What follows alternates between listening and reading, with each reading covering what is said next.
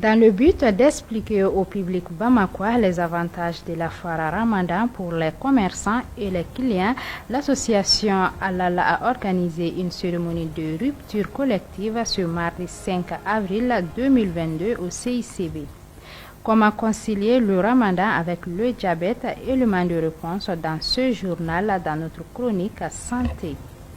Dans le cadre de l'élimination des aigles de la Coupe du Monde Qatar 2022, les journalistes sportifs se prononcent sur la question au micro de Kadiatou Bakayoko en fin d'édition. Bonsoir et merci de nous suivre.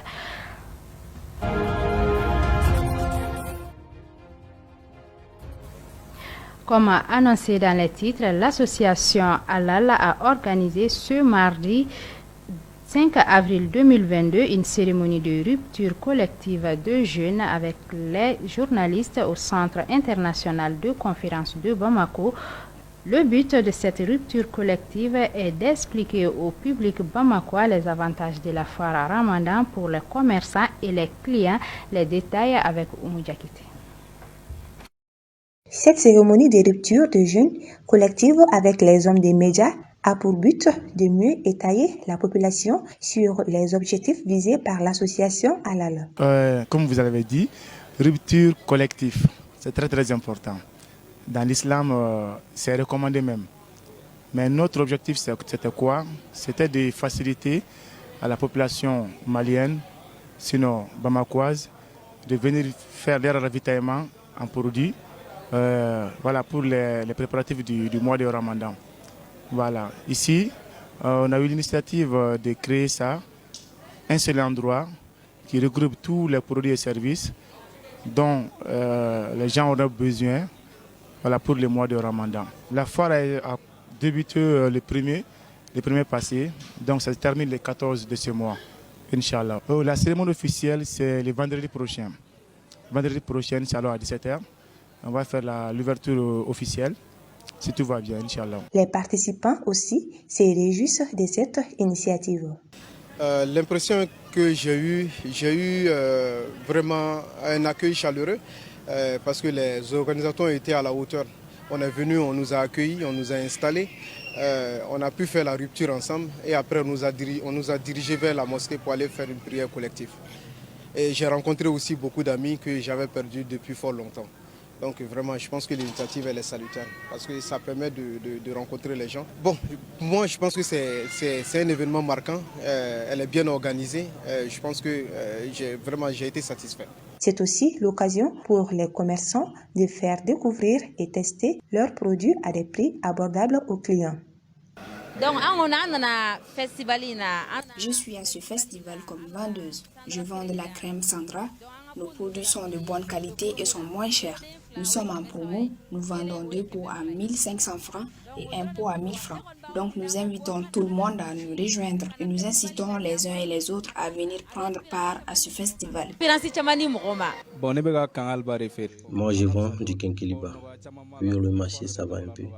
Oui, nos produits sont moins chers. Ceux dont on vendait à 500 sont maintenant à 400. Et ceux dont on vendait à 1000 francs sont à 750.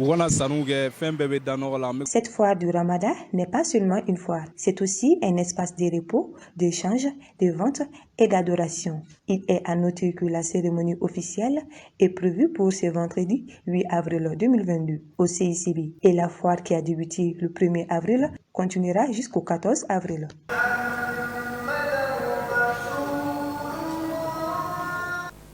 Déjà annoncé dans le titre, le jeûne est un moment de privation de nourriture durant la journée. Ce manque de nourriture doit être compensé pour l'équilibre du corps humain.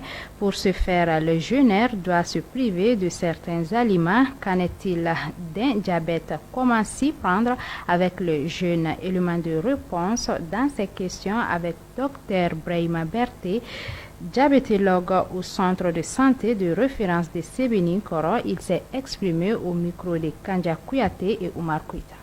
Le diabète, c'est une maladie chronique. C'est réellement une maladie qui est de l'actualité.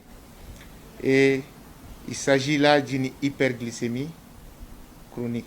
Lorsque on parle d'hyperglycémie chronique, lorsque le taux de sucre est très élevé dans le sang. Cela est décelé lorsque on fait une glycémie à jeun qui dépasse 1,26. C'est ça qu'on appelle le diabète. Maintenant, lorsque la glycémie dépasse 1,26 à jeun, on parle du diabète. Mais il y a d'autres critères qu'on peut définir également le diabète. Lorsque le taux de glycémie dépasse 2 grammes à n'importe quel moment de la journée, on parle de diabète. Et il y a d'autres particularités du diabète encore. Il s'agit du diabète chez les femmes enceintes. Ce diabète gestationnel qu'on appelle diabète chez les femmes enceintes est défini lorsque la glycémie dépasse déjà 0,92 à jeun. Là, on essaie d'évaluer, de donner une charge du glucose, c'est-à-dire qu'on donne du sucre à boire en 1 minute et on essaie de contrôler la glycémie en 1 heure et en 2 heures.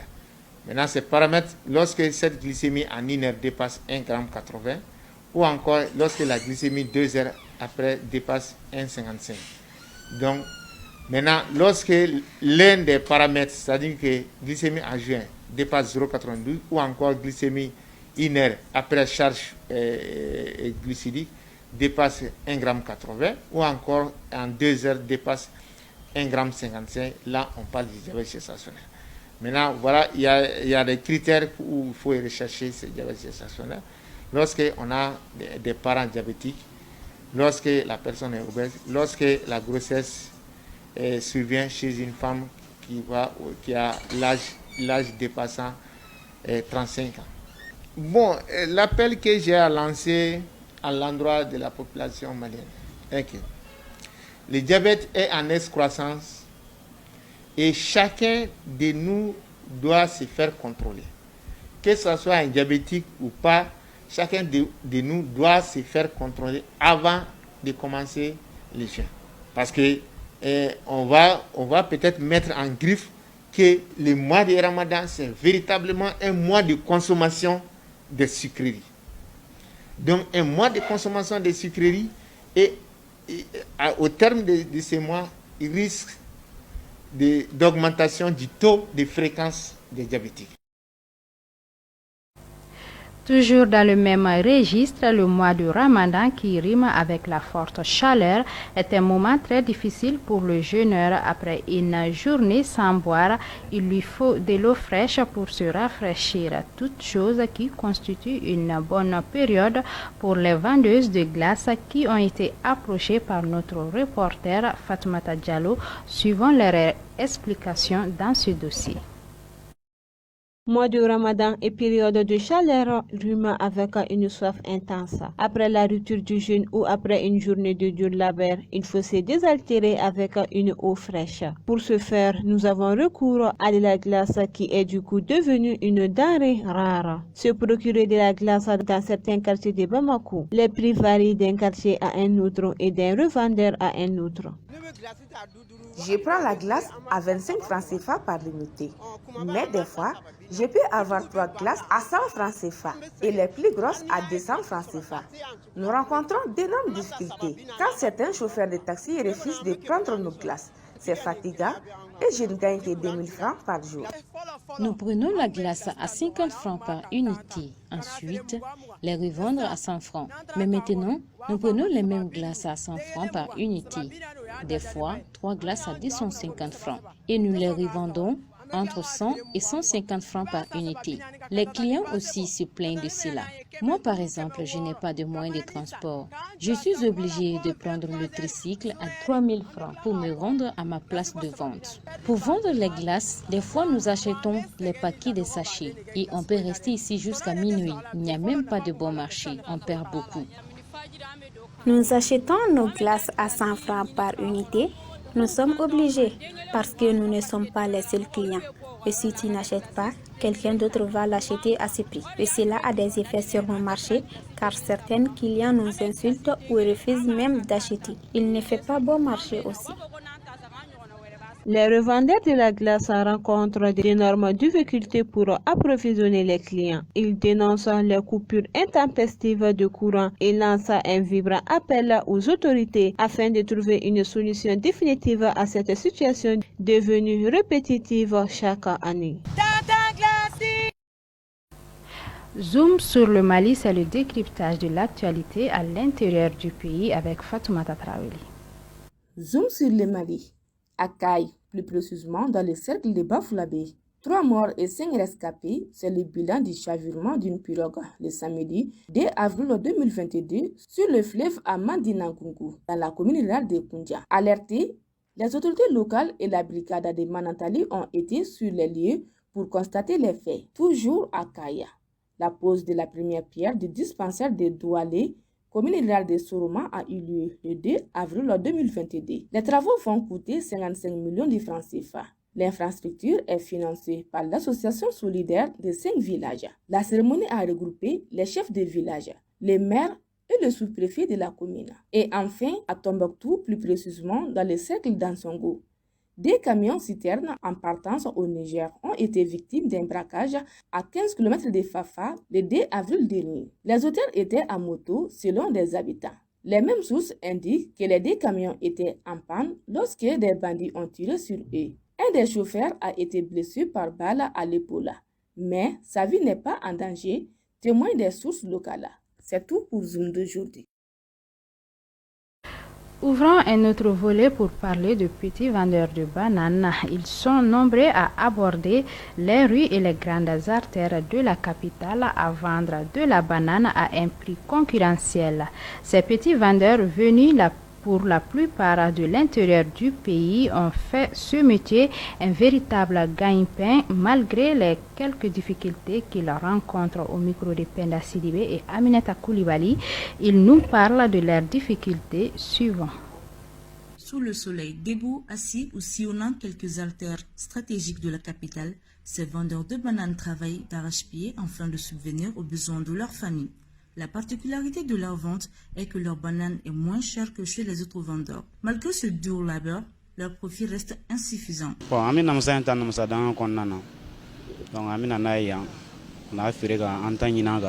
Je vends ici pour tirer notre profit. Le prix de vente varie de 500 à 400 francs, voire 300 francs CFA le kilogramme. On ne gagne pas beaucoup de profit.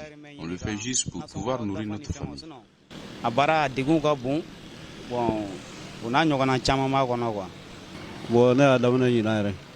On prend la caisse à 14 000 francs. En retour, on gagne 1000 à 1500 francs de profit, ce qui n'est pas suffisant. Il y a la banane de Côte d'Ivoire et celle du Mali. On vend le premier à 600 ou 500 francs et le deuxième à 500 et 400 francs par kilogramme. Le peu que l'on gagne, on en fait notre besoin.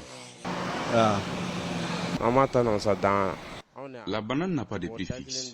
On prend la caisse des fois à 6500 francs et souvent même à 7000 francs CFA. Quand c'est moins cher, on le vend à 300 francs par kilogramme et cas échéant à 400 francs CFA. Vraiment, on gagne un peu de profit souvent.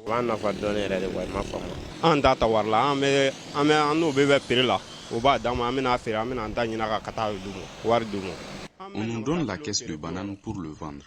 Ensuite, on nous paye en fonction de ce qu'on aura vendu.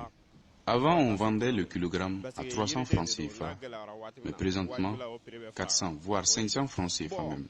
Grâce à Dieu, avec cette activité, nous subvenons à nos besoins et à ceux de nos familles.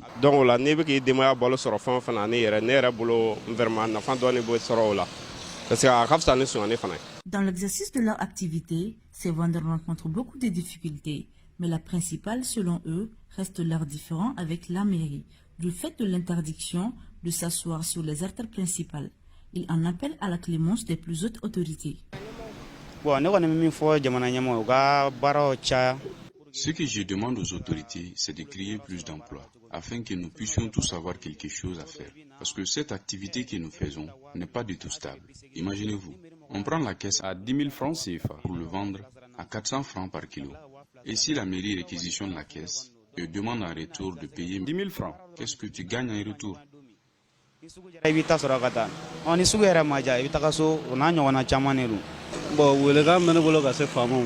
Ce que je demande aux autorités, c'est qu'ils nous laissent travailler, puisqu'on le fait pour subvenir à nos besoins.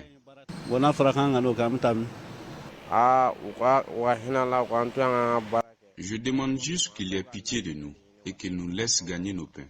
C'est seulement ce que je demande.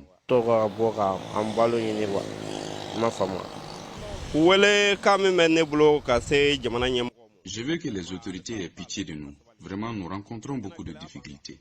Je veux qu'ils parlent aux travailleurs de la mairie, qu'ils nous laissent vraiment travailler. Nos familles vivent de cela. Et si ça s'arrête, cela pourrait nous pousser à faire des choses qu'on ne souhaite pas. On dit que l'oisiveté est mère de tous les vices. C'est dans le but d'éviter de tomber dans ces vices que ces jeunes luttent jour après jour. Place à l'actualité internationale en bref et en images avec Fatoumata Diallo.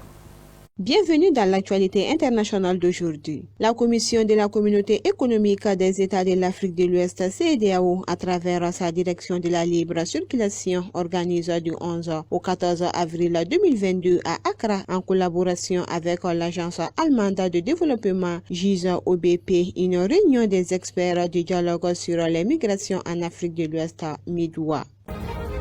En Côte d'Ivoire, l'ex-chef de l'État, Laurent Gbagbo, président du PPACI, effectuera une visite de compassion dans les régions de Guémo et Cavali du jeudi 7 avril au dimanche 10 avril 2022.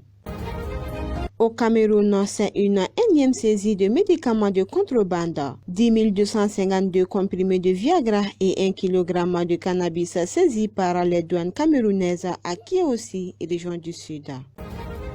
Et enfin, une campagne de nettoyage ethnique dans le Tigré occidental en Éthiopie. C'est ce qu'Amnesty International et Human Rights Watch dénoncent dans un rapport conjoint rendu public ce mercredi. Zone administrative contestée sous autorité tigréenne depuis les années 90. Le Tigré occidental est passé sous le contrôle des forces de défense nationale éthiopiennes et NDF et les forces de milices alliées de la région Amhara dans les 2 semaines qui ont suivi le déclenchement du conflit du Tigré en novembre 2020. À présent sport, après la grosse désillusion à la suite de l'élimination des Aigles du Mali au niveau des barrages de la Coupe du Monde Qatar 2022, le monde du football malien est resté sur sa faim. Plusieurs facteurs expliquent cette contre-performance des nôtres. Selon les journalistes sportifs spécialistes du domaine, ils se sont exprimés au micro de Modibo Sissoko et Kadiatou Baraï.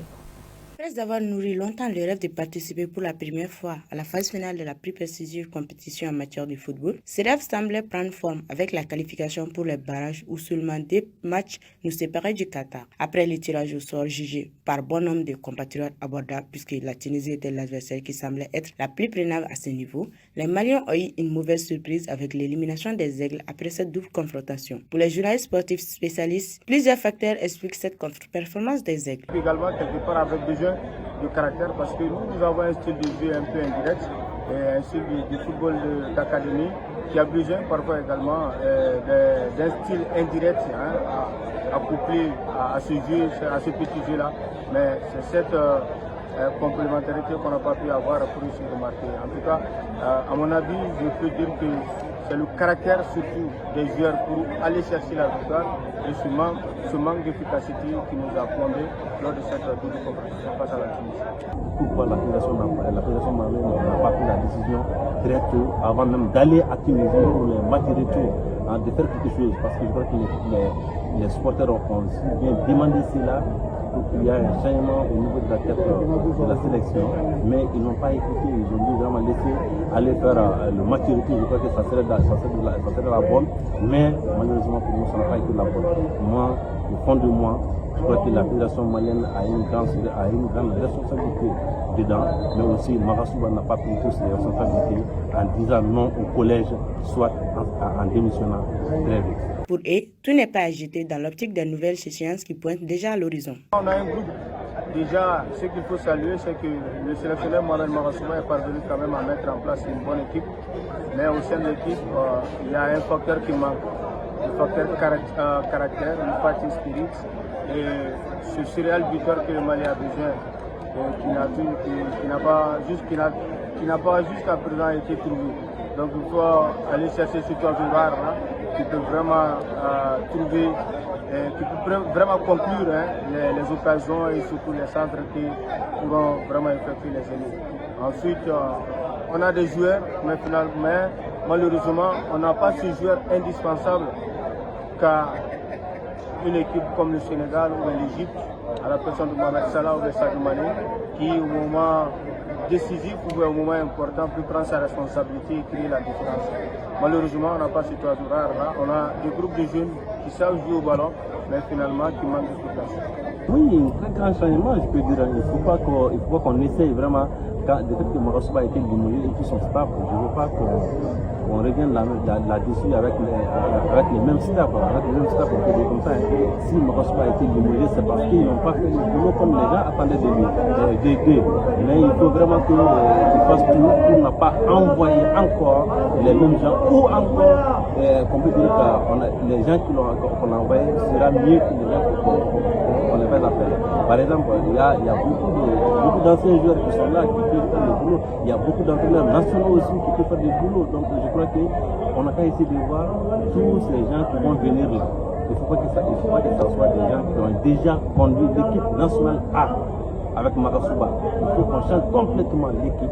Nous n'avons pas le temps de continuer à nous morfondre sur notre sort, puisque les éliminatoires pour la CAN Côte d'Ivoire pointent déjà à l'horizon. Alors, il faut très vite se remettre au travail et tirer des enseignements de cet échec pour mieux préparer cette échéance. Puisqu'une chose est sûre, le peuple n'appréciera surtout pas une autre déception cette fois-ci en Coupe d'Afrique des Nations. Ce sera la goutte d'eau qui risquera de faire déborder le vase. Espérons qu'on n'en arrivera pas là. Et voilà, c'est la fin de cette édition. Merci de l'avoir suivi. Bonne suite du programme sur M7 Télévision.